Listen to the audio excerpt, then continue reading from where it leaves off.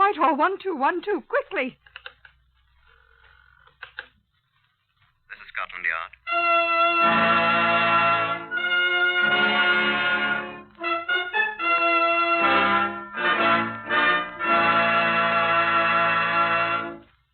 For the first time in history, Scotland Yard opens its secret files to bring you the authentic, true stories of some of its most baffling cases. These are the true stories, the unvarnished facts, just as they occurred, reenacted for you by an all-British cast.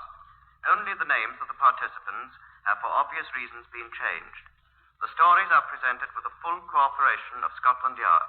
Research on Whitehall 1212 is prepared by Percy Hoskins, chief crime reporter of the London Daily Express. The stories for radio are written and directed by Wyllis Cooper. Here are the participants in case number 604-MR530 from the official files of Scotland Yard. Leo M. Stefanovich, former member of the Polish Navy. Yes, I deserted the Navy. Marian Konieczki, who'd fought in Spain. What I am interested in is money. Casmere Kashuba, who was found dead. Albert Stevens, the copper's narc. It's a living. Superintendent Alistair Watkins of Scotland Yard. I must warn you that if you expect high adventure in Limehouse or sinister Orientals lurking in dark byways, you'd best turn off your wireless now. We're quite ordinary people at Scotland Yard. Professional policemen, catchers of criminals, and we don't go in much for the picturesque, the way we're sometimes pictured. However, if you'd like to see how we proceed upon a case, I'll ask you to step inside our Black Museum and meet the man in charge of it. Come in. This is Chief Inspector John Davidson, who's in charge here. Well, how do you do? I'm afraid that the so-called Black Museum is neither black nor a museum, nor is it the Grand Guignol. We have here a large number of guns, knives, other weapons which have been used in crimes. We have also disguises, clothing, exhibits of all sorts that have helped in solving many of these crimes. I think you ought to explain, John, why we keep these gruesome relics. Yes, indeed. They're here for a purpose quite removed from idle curiosity. They're principally for the use of the men of Scotland Yard in studying crime techniques and exemplars of crime methods. They bring to life the cold words contained in our files, and the most useful as well as graphic. For example, in this case, Superintendent Watkins is reenacting for you. Now, this is a bullet that killed a man. It was fired from this gun, 32 caliber Waltham automatic pistol. And it was Scotland Yard's job to prove that. And this, the top of an ordinary mechanical pencil. This is a very important bit of evidence. Just a cheap little metal pencil. It wasn't cheap for the man who lost it, John. Well, it cost him his life, you see.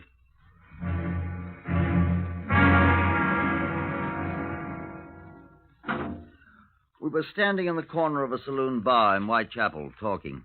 Albert Stevens, the copper's narc, and me. I expect you don't know what a narc is. N-A-R-K. In America, I think you call him a stool pigeon. Every detective in the world has his pet narc, and Albert Stevens was mine. It was an insignificant place we were in, and Albert Stevens' 2 mild and bitters had set him talking 16 to the dozen. I don't suppose you'd know him by sight, sir, but I could tell you how to find him. That is, I've seen him about here and there. It's American cigarettes they're handing now, but they ain't got many left. And when they're sold out of them, they'll try something else. Have you got any ideas, Albert? No, sir, not yet. But it'll be something big, I'm sure of that. Do they know you, do you suppose? Nobody notices a taxi driver, sir. They've rode in my cab twice now, and they've never even looked at my face. But I've looked at them. Will you have another mild and bitter, Albert? Well, I wouldn't say no, sir. Here, miss. Fill this up here, will you, again? Will you? Thank you. They're some kind of foreigners, sir, they are. Thank you, miss. This I know. They're in the black market up to here. You said that. What kind of foreigners? I can't understand them much, except when they talk about, well, what they think is English. Greeks or Spaniards or Russians, I think. All 3 of them. Oh, they tip quite nice, too. But you're sure they're in the black market? No doubt about it, sir. I hear enough about it. Don't know their names. Well, one is called Marion, Marion? and the other's name is Casmere. Casmere. Maybe he's an Hindu. And the other is a gentleman in some kind of navy, sir. Not ours. Some foreign navy. He wears a uniform. Who seems to be the boss? Well, I'd say this here Casmere is, sir. He's an odd man, he is, sir. Is that all you know about them, then? That's all I know right now, sir. Well, ain't that worth 3 pints of mild and bitter, sir? Yeah, just about, Albert. Well, I was sort of hoping you'd have a spare 10-shilling note on you, sir. I have, Albert, but not for you, my lad. When you've something better than a comic trio of foreigners who gibber about American cigarettes, maybe, but not till then. Would you like to buy a magnificent new solid gold mechanical pencil, sir? Here. A sacrifice for 10 shillings. Where'd you get it? A lady gave it to me, sir. Now, what say 7 and 6 to you, sir? Come now, Albert. You know that's worth all of 9 pence. 9 pence, then, sir? I need the money. Come off it, Albert. Well, then, sir, What did you say if I told you these foreign blokes is murderers? Shouldn't believe a word of it. Oh, they might be, sir. Well, when you can prove it, come round and see me, Albert. Well, don't I get another pint, sir? Here, miss. Another of the same for my friend here. Night, Albert.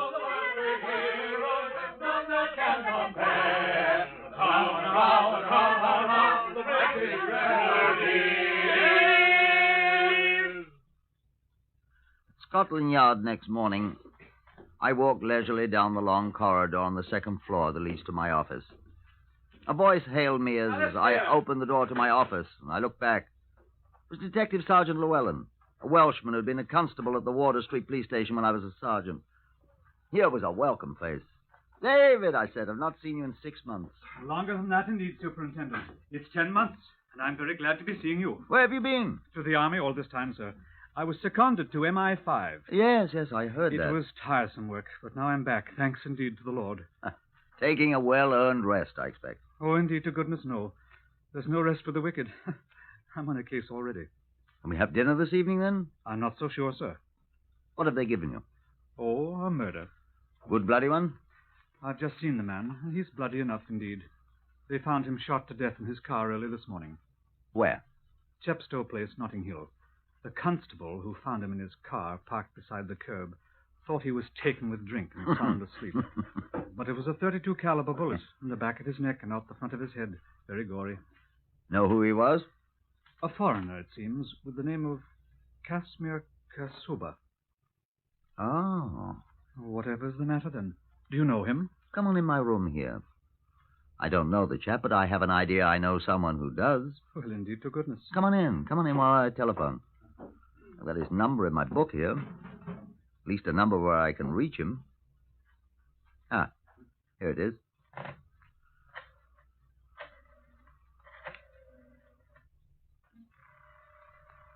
Whoever is he, Superintendent?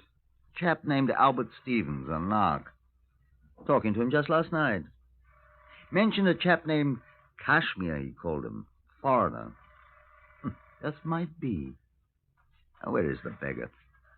Every little bit. Yes? Who is it? Oh, hello. Is Albert there?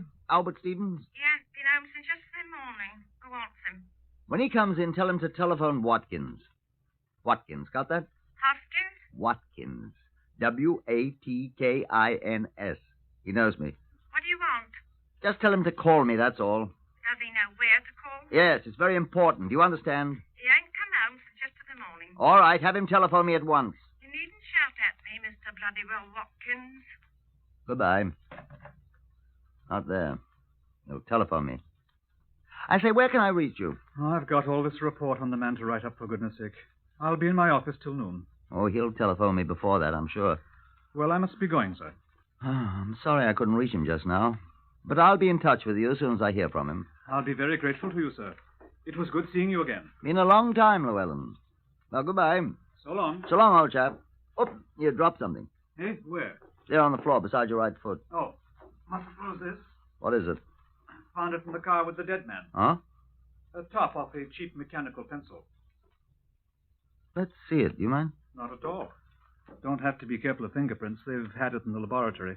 Nothing on it. That's it. Beg your pardon, sir? I've seen this pencil before, Lou. Oh, millions of them about, no doubt. The chap that was killed must have lost it. No. Eh? I've seen this particular one before. I saw it last night. I don't follow you, sir. Huh. That settles it. Look here, closely. Yes? See these initials scratched on it? Very tiny here. Probably done with a pocket knife. See it? A.S.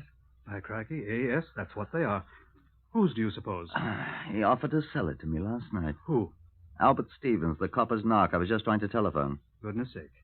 So that's why he hasn't come home. Eh? He said he knew this Casmere.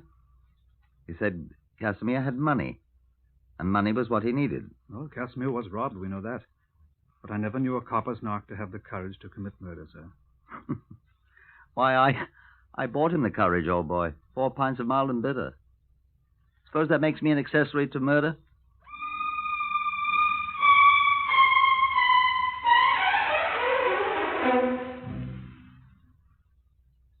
The constables who were dispatched to the home of Albert Stevens reported that he was still absent. At 11 the next morning, he had not yet come home. His wife knew nothing of his whereabouts, nor did the garage people where he usually kept his cab. At noon, a teletype signal was sent to all metropolitan police stations giving a description of the man and the number of his cab, GLP 301. The same information was published next day in Metropolitan Informations, which goes to all police officers. There was no immediate response. Neither the man nor the cab could be found. By now, Superintendent Watkins had been officially assigned to the case, and on the morning of the 4th day, we held a strategy meeting in his office. He had some new information for me. They found the gun. Indeed, sir. They've been taking the car to pieces down at Hendon for us, you know. They found a .32 caliber Walther automatic pistol hidden in the lining of the top. Good. Our friend Casmere was killed by a .32 caliber bullet, you know. And ballistics assures me that this is the gun from which it was fired. Good. Fingerprints? What? Fingerprints. None. The ballistics say they're sure that more than one shot was fired from the gun. How could they tell that? There are 2 cartridges missing from the clip. And it seems they found too much powder fouling in the receiver and the barrel for one shot. I don't quite understand, but they're quite positive. They find more than one bullet? Only the one that went through Casimere's head. It was embedded in the dash of the car. Where's this other one, then? Somebody else's body, I expect. That? Whose, I say. Yes. Oh, blast the fun. Superintendent Watkins here. Hi, Watkins. Fletcher here, T Division. Hello, Sailor. Look here, we found your man Albert Stevens. Oh, good. Found him. Oh. Where was he? Sitting in his taxicab. Where? At the bottom of the Thames. What? Near Wapping Old Stairs. One of our boats found him. Is he dead? Twice dead, old chap. Drowned and a bullet through his heart. Well, so that's where the other bullet went.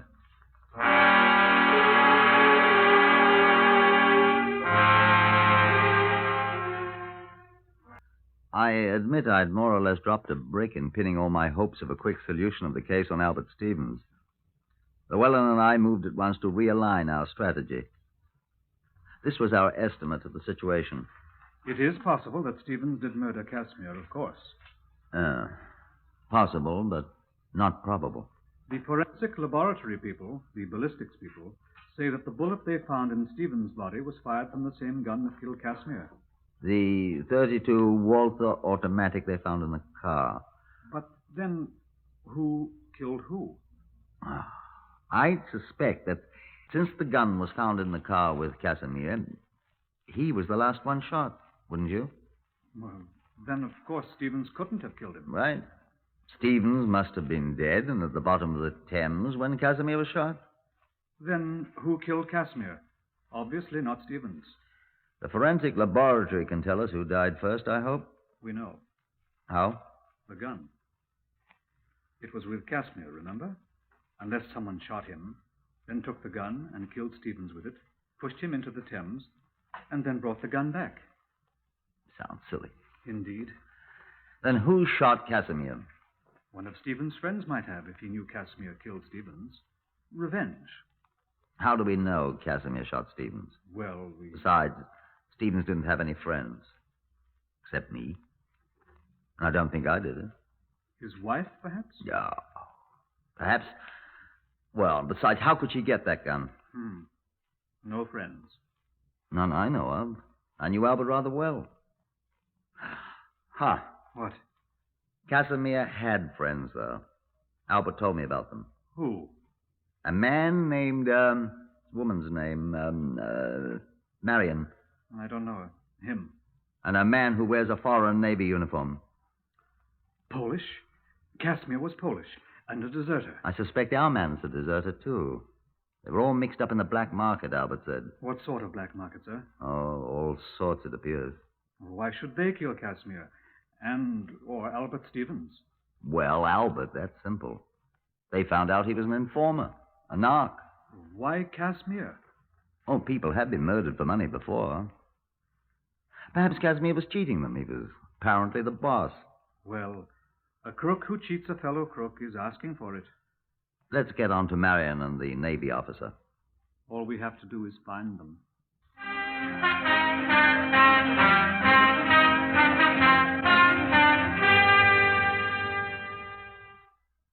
Now, allow me to digress for a moment. There was, of course, no record anywhere of Casimere's former address.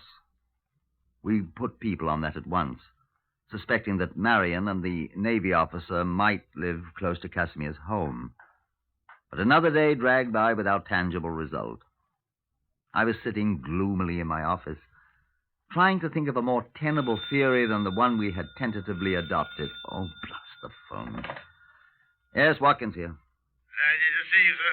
Inspector. What's her name? Name, please. Miss Dottie Telfer. Spell it, please. Talianeerro. You've heard of me. I'm the actress. Miss Dottie Telfer, sir. And Actress. You know me. actress, sir. What's she want? She says it's in connection with Casmere. What was her name, miss? Cashuber, I said. I heard her. Yes, sir. Send her in. Yes, sir. And ask Sergeant Llewellyn if he'll just step in here. Yes, sir. Come in.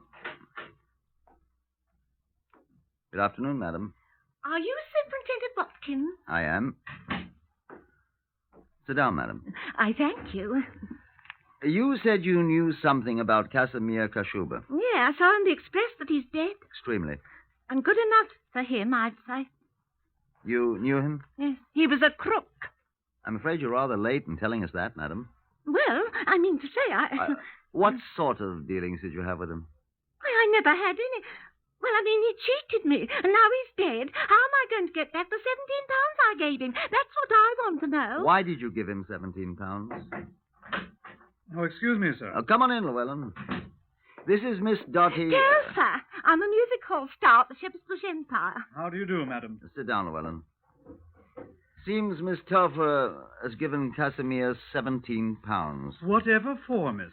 Well, I suppose it was rather silly of me, but I couldn't resist it. Resist what? Well, I was having a late supper after the show last Tuesday, and there was a man, Casmere Kashuba it turned out to be, sitting 2 tables away from me. That the first time you met him? Of course. Do you think that... On the table before him was the most magnificent handbag. Handbag? A woman's handbag, the kind I hadn't seen for simply years. I couldn't resist doing what I did. What did you do, madam? Oh, I know it's breaking the law, but isn't everyone in the black market? Not everyone exactly. Oh, well, I just stepped over to the table and introduced myself, and he gave me his name, and I said, would you mind terribly telling me where you got that adorable bag? I wanted one myself, you know. Black market. So he said he manufactured them and that I could have one if I liked. All I had to do was to give him £17 so that he could buy the special leather it was made of. And in a day or 2, I could call at his flat and it'd be ready for me, do you see? And you fell for that old one? You called at his flat? Would you believe it? When I called, he professed never having seen me. He said he was not a manufacturer. He wasn't. And nothing I could say would make him give me back my £17 or the bag. And did you kill him then? I did not. Later, perhaps.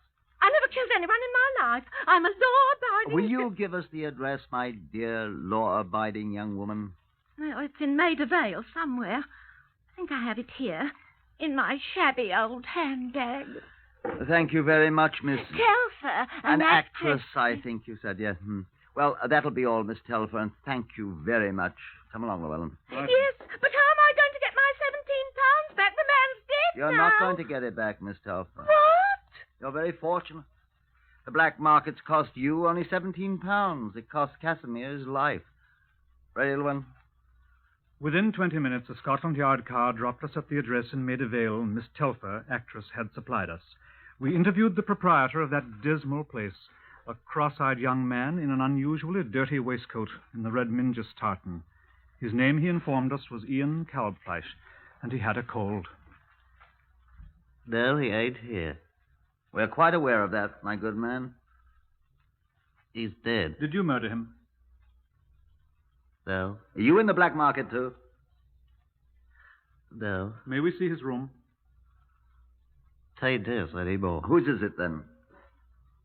Another man. Who? An officer. Navy officer. Oh? RN, RNR, or RNVR? Not one of ours. Polish Navy. When did this Polish naval officer take the room, Mr. Kalbfleisch? Day after the murder. Oh, you know the day of the murder, then? I can read. Was it all the papers? Is this man here now? No. Will he return? He always has. Was this naval officer a friend of Casmere's? I don't know. May we see the room? Got a warrant? Yes. All right. Second door on the left. Come on, Lou. All right.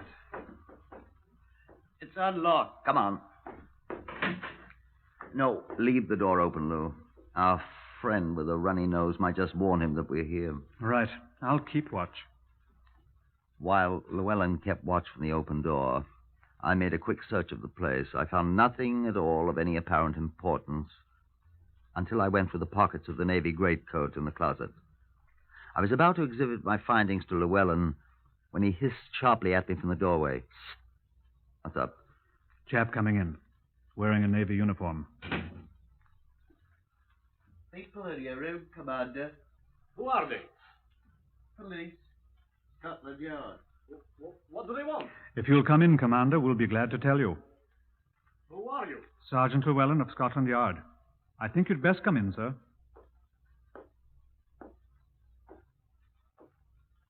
Come in, sir. What is the meaning of this, may I ask? What is your name, please? Leo M. Stefanowicz, Commander, Polish Navy. What do you want? I should like to ask you a question. Well? May I ask you where you got this mechanical pencil, sir? I will tell you. I got it, Well, where did you get it? I didn't kill him. Kill whom, Commander? Why, Casmere Kashuba. This was Albert Stevens' pencil, Commander. I didn't kill Albert. The top of this pencil was found in the car with Casmere Kashuba's body, Commander. I didn't do it. Perhaps you can explain, then. Yes, Well? Marion did the killing. Oh, indeed, Marion. Yes, I told him not. It was Marion who did it, not me. Oh, our friend Marion. He did it. Yes, I am telling you the truth. Marion. Do you know where Marion is? I will take you to him. Yes, I will help you. He did it, and I will help you find him. Please, let me take you to him. Please. Will you please? Casmere was my friend. I'm just wondering something, Inspector. Huh? I am wondering if Albert Stevens was also his friend. Let's go and find your friend Marion, shall we, Commander? It was a quiet little hotel we drove to in the West End. Inspector Watkins and me and the commander all jammed in the police car together. The clerk nodded in a familiar way to Stefanowicz when we entered. Is my friend in? Yes, sir. Oh, don't announce us, please. We will work the lift ourselves. Get in, gentlemen. All right. Now, we shall see justice done. Indeed. The first floor, gentlemen. The door directly opposite. Here. Who is it? Leo, Marion. Who is with you? No one. Come in. Ah, Leo, my boy, I am glad. We are from Scotland Yard, sir. I warn you, both of you, that anything you say will be taken down in writing and may be used What is in the evidence. meaning of You murderer. What? Yes, these gentlemen have come to arrest you for the murder of Casmere. Sacre, you traitor! You coward! Arrest him, gentlemen. He is the murderer. You look, this man. He's the one who fired shot. Huh? He's the one who did it. I see him do it. You see me? You know you did it. He is the one, gentlemen. I'm not. He should catch me from behind as I sit in front seat. I was in a front seat. He did it. Sacre! Oh, tak, zapriś yourself, Marian Konechny. You murderer, you thief, you... Gentlemen, Marian Konechny and Leo Stefanovich, I arrest you both on suspicion of having been involved in the murder of Casmere Kashuba and of Albert Stevens. You've both been warned. Have you nothing to say?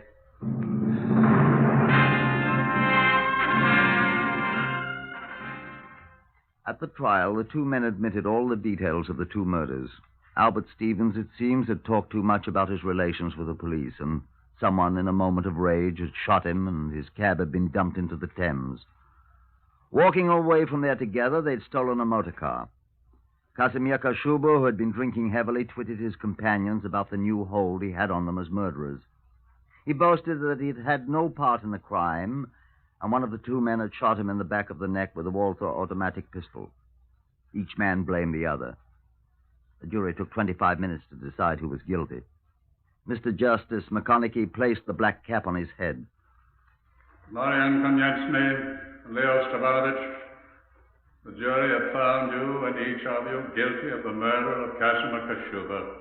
It is the sentence of the court that you and each of you be taken to a lawful prison and thence to a place of execution, that you be there, each of you, hanged by the neck until you are dead, and that your bodies respectfully... The two men appealed the verdict and won.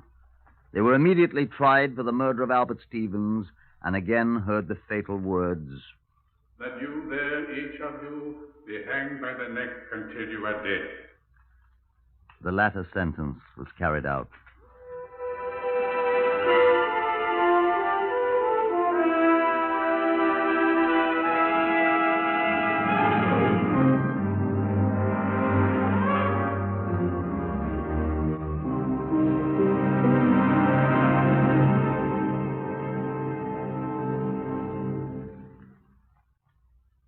You have heard the eighth in the series Whitehall 1212, compiled by special permission from the official files of Scotland Yard.